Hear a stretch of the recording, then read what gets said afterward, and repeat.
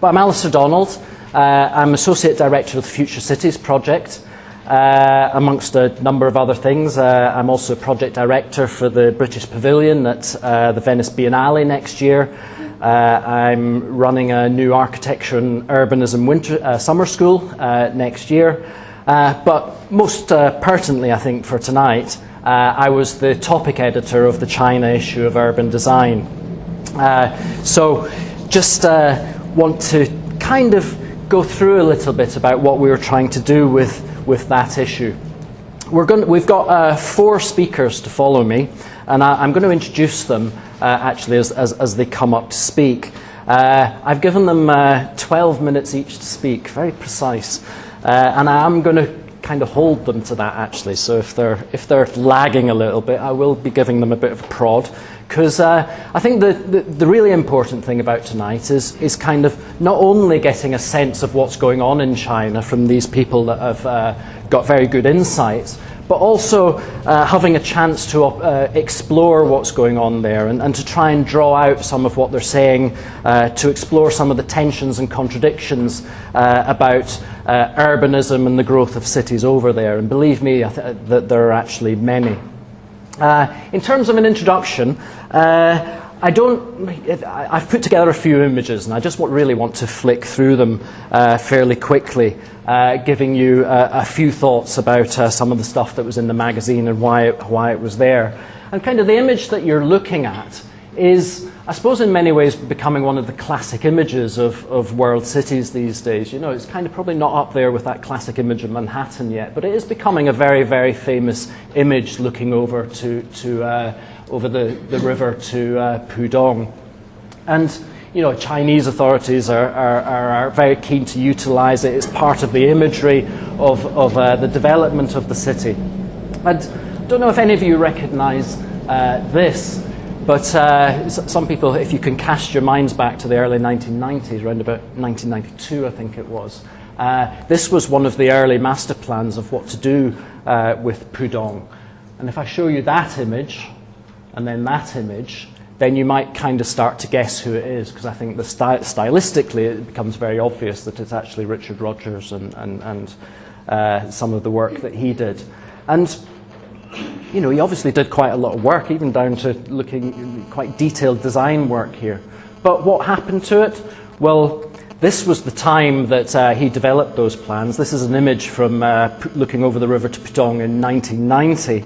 And 20 years later, it's become this. So you can see the kind of incredibly rapid pace of development that's been taking place in China, which is you know, it's startling in a way. And obviously the kind of British mindset of put in a master plan and then wait around for a few years until someone decides to develop it is kind of not really on in China, because you put in a master plan and actually you find that someone built it yesterday and it's no longer relevant.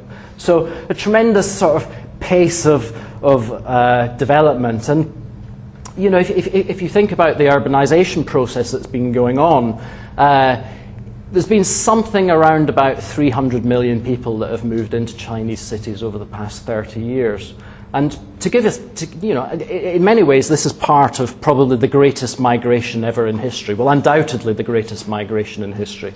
If you compare it, say, to what was going on in America in the late 19th century, if you take the period around about 1880 to 1910, then America absorbed about 15 million migrants during that 30-year period. And China, just now in the migration to its cities, has absorbed 300 million in that same period. So by comparison, it's incredible what's going on there. And this image is from a report by McKinsey, and what it's saying is that just now, essentially half the Chinese population live in cities. By 2025, that number is going to be almost up at 1 billion. So it's going to keep going. And you know, there's all sorts of talk of how many Chinese cities are going to be built every year. China's very, very difficult in data. You know, it's difficult to know exactly what to believe and what's going to happen. But the idea that you know you can build even 15 cities a year, which is less than some people estimate, is obviously a potentially phenomenal achievement. And as a consequence, one of the things that you get about China quite a lot these days is just this barrage of statistics about what's going on. You know, it's got 1.3 billion people. They smoke 38% of the world's cigarettes. There's 55% of the world's pigs there. They use 60% of the world's cement production and 50% of the lorries to take it to all the building sites. And, you know, it is, if you go to somewhere like Shanghai and you take a taxi across the city, across one of the expressways through the city early in the morning, as I did at the end of last year, then, you know, the whole place is alive with trucks full of stuff taking places. There's just an incredible sense of a dynamic about development there, which is, you know, for someone coming from the West is incredible, because obviously very little happens here. We haven't built a city for 50 years. And, you know, they're planning on building all these kind of, you know, 300 cities in the next couple of decades. The maps are mind-boggling. And, you know, it's quite difficult to kind of, almost quite difficult to comprehend things. And what you tend to find quite a lot then is that you're hit with this barrage of statistics about everything. This is a kind of double spread from a McKinsey report, on the same McKinsey report actually.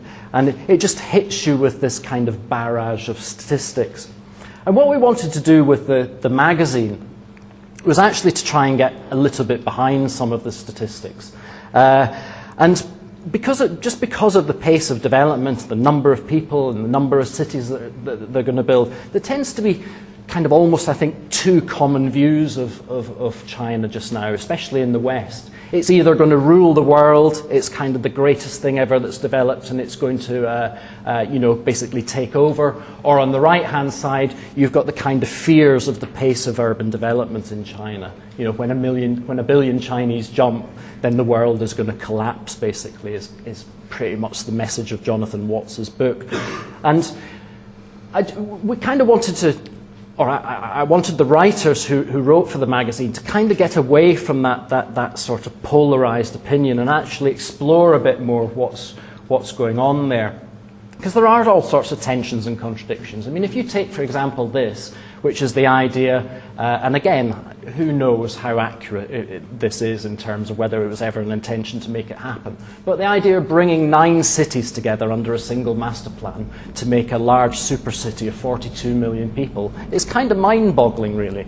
You know, whether it happens or not, even to think about trying to do it is kind of an incredible thing. And yet, you still have 30 million people living in caves in China. You know, the kind of contrast that exists across the country is really fascinating, and I think one of the things that I kind of wanted to pick up on. So, in a way, a lot of the things that we tried to do with the magazine were inspired by a conference that I went to in Suzhou at the end of last year called Master Planning the Future. And it was a fascinating conference, fascinating range of speakers with all sorts of different ideas, huge arguments, very interesting to see the thinking from all different parts of China, from people who are policymakers and government officials, through to people who are master planners and urban designers, through to architects. And it was held in the university, so a lot of academics and students kind of thrown into the mix as well. So it was really interesting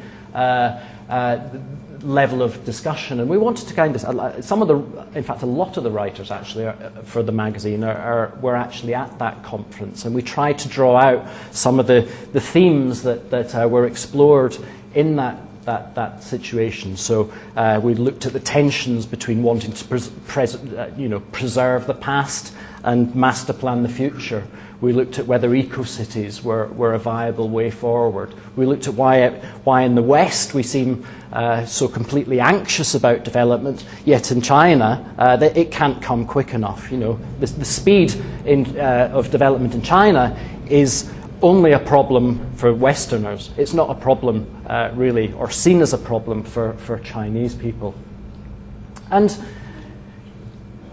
you know, there's just incredible things going on. I mean, where else do you see a 20-year look into the future with this level of detail in terms of the future planning? This is the Urban Planning Exhibition Hall in Shanghai. This model takes up something of the order of 800 meters squared on a single floor. So it's about the size of 3 tennis courts, which is obviously a phenomenal thing to do. And at the time when we in the West have kind of almost lost faith in ambitious master planning and big scale planning, then they like to do it in a very grand style. And this is the building that models in. It's a 6-story building right in the People's Square in the center of Shanghai. So they're not taking this stuff lightly. And it drives a lot of development. This is a similar sort of model in the Urban Planning Exhibition Hall in Beijing, and you can see, and this one came along in the kind of mid-2000s, and they obviously had a peak in the future, and it's been realized already. Even in sort of, not in the main cities, but in the second-tier cities, in this one's in Shenyang, they have these ideas for these fantastic big sort of planning exhibition halls where not only planners but actually the public are getting to grips with what the future might be. Having said that, you go to somewhere like Chongqing, and I have to apologize for my pronunciation actually at the start. I hope it's okay for everyone. Not very good probably. But in Chongqing, you have, once again, this grand sort of planning exhibition hall, but then how does it translate? Well, outside, this is the kind of development that's been built in that city. And obviously there's a disparity, possibly, or almost certainly, between the level of ambition that is evident in some of the master planning and the big planning stuff and what's actually been built on the ground. And kind of that's what we wanted to explore in the magazine as well, is what is the practice of urban design in China? Is it this kind of stuff, which, anybody can churn out these sorts of images? What's the sort of level of vision in urban design terms? This is for one of the eco-city master plans.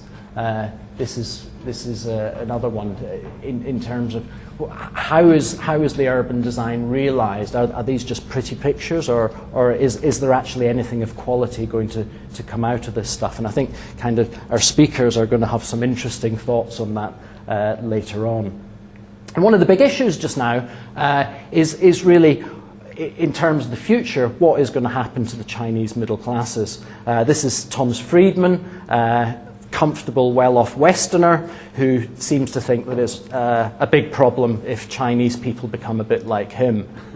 Is that, has he got a valid concern, or should we tell him to get lost and kind of celebrate the dynamic of Chinese development, which means that more and more people are emerging from poverty and having the type of wealth and mobility and all the rest of it that we in the West have? And again, I kind of think we should come back to some of these issues in the discussion, because they can be quite heated topics of debate. And this is just an indication of some of the again from a McKinsey report of kind of the drive towards integrating the middle classes within cities. And obviously one of the things about China is you go back to the 1960s or even further, and there's always been an authoritarian bent to how development is managed. So one minute there's a drive towards moving people to cities, albeit under permits and the hoku, which is the way of rationing the space within the city.